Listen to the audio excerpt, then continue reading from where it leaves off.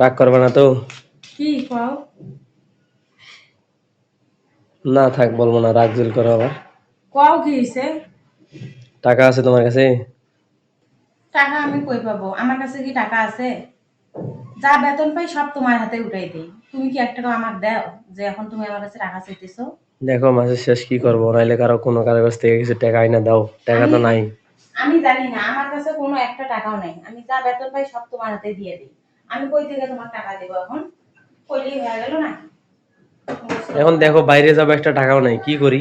আমি জানি না, মাস শেষ তুমি জানো না যে মাস শেষ টাকা রাখা রাখবে, এখন আর কিসের জন্য? প্রত্যেক মাসে মাসের কাছে ধার করা লাগবে কি কারণে?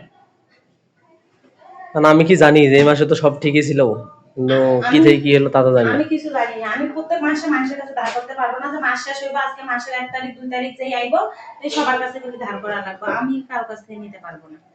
দেও না, এই কারণে তো বলতেছেন রাগ দেখাবার জন্য। রাগ দেখাইবো না? তুমি হলো যখন মাস শেষে বেতন এনে হাতে দেয় তখন ওকে 2 হাত দিয়ে উড়াই ফেলাও সব।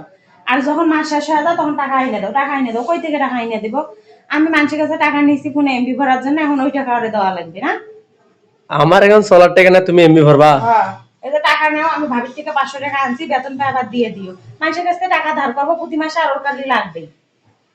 দেও থাক। জানো আমি জানি যে তুমি বকা দেবে, এখানে তোমার কাছে টাকা পাওয়ার কথা বলি না।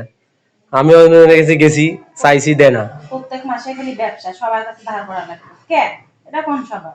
কে তোমার না কত বন্ধু বান্ধব আছে, তার কাছ থেকে টাকা নিতে পারো না, আমার কাছে চাও কিসের জন্য?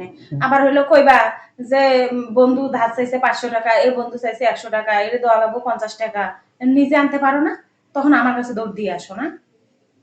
আমার বন্ধু হলো সব ফকির, আমি বিপদে বলে কেউ দেয় না। তাহলে তুমি দাও কিসের জন্য? কি কারণে দিবা? ঠিক আছে, এখন থেকে আর দেবো না। শিক্ষা হইব না তো? হইব।